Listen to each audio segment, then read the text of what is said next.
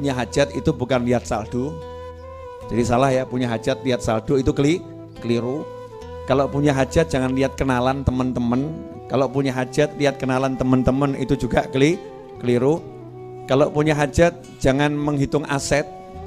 Ya, ngitung aset juga keliru. Kalau punya hajat jangan lihat daftar di phone book, nomor telepon yang bisa dihubungi. Ya, jangan lihat itu. Tapi nomor satu langkah pertama kalau punya hajat adalah wudhu.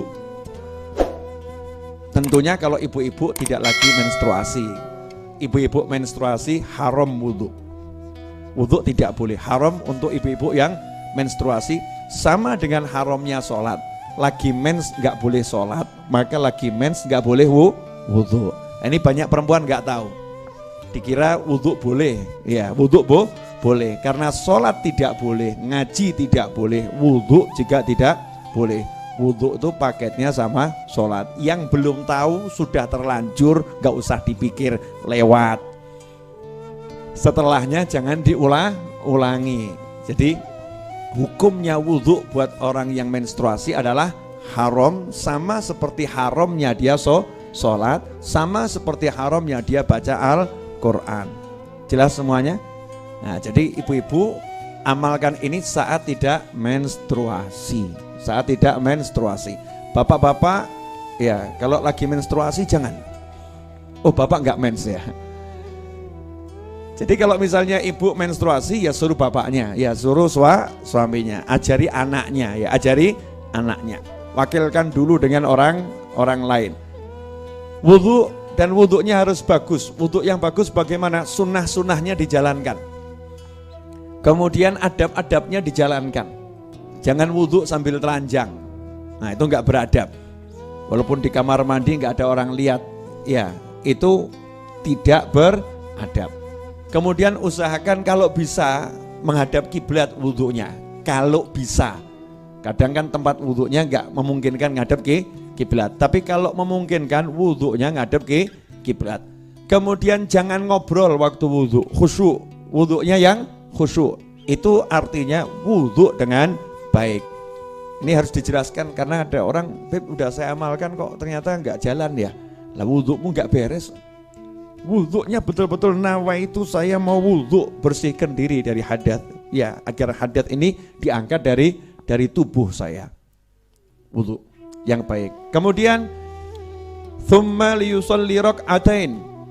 Setelah itu hendaknya dia sholat sunnah 2 rakaat.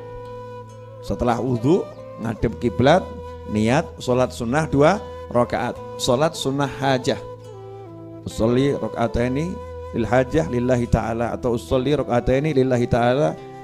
Terserah niatnya apa, yang penting niat sholat hajat 2 rakaat. Mau bahasa Jerman, mau bahasa Inggris, terserah. Itu yang di mulut itu untuk memudahkan hati biar paham ini sholat sunnah hajat.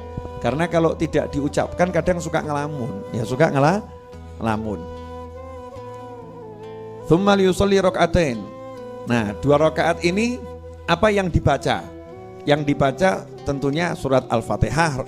Setelah Al-Fatihah Al-Kafirun kata para ulama. Kemudian rakaat kedua surat Al-Fatihah. Setelah Al-Fatihah Al-Ikhlas, Qul huwallahu ahad.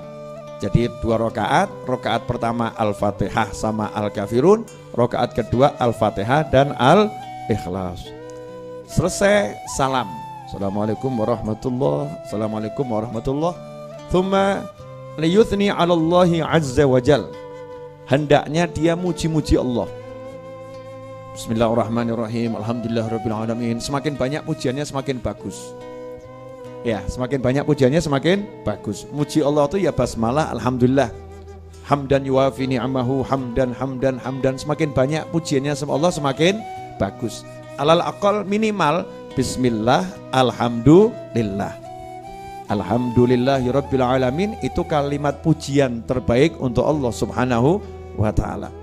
Setelah itu wal yusalli 'alan nabi sallallahu alaihi wasallam. Setelah itu hendaknya dia bersolawat kepada baginda Muhammad SAW. Solawatnya enggak dijelaskan bentuknya seperti apa, sakarepmu. Mau baca solawat munjiyah, mau nariyah, mau ibrahimiyah, mau baca solawat digabung semuanya. semakin bagus. Allahumma sholli ala sayyidina Muhammadin wa ala ali sayyidina Muhammadin. Allahumma sholli ala sayyidina Muhammadin sholatan tunjina biha. Terus sambung Allahumma sholli ala sayyidina Muhammadin. Terus sholawat macam-macam. Ya namanya mau minta sama Allah itu kan semakin banyak rayuannya Allah semakin seneng ya. Hambaku ini kamu kok muji-muji aku, muji-muji nabiku terus nih maumu apa? Ada maksud tersembunyi saudara-saudara yang tidak tersembunyi dari Allah Ta'ala. Gak mungkin tersembunyi dari Allah. Tapi malaikat gak tahu. Malaikat gak tahu. Makanya Allah senang, Allah pamerkan orang seperti ini pada malaikat. Lihat tuh hambaku tuh. Tuh lihat mau ngapain dia. Ayo perhatikan. Nah setelah mengucapkan sholawat pada Nabi Muhammad SAW, hendaknya membaca doa berikut.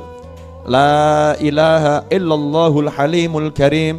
Subhanallahi rabbil arshil azim. Alhamdulillahi rabbil alamin.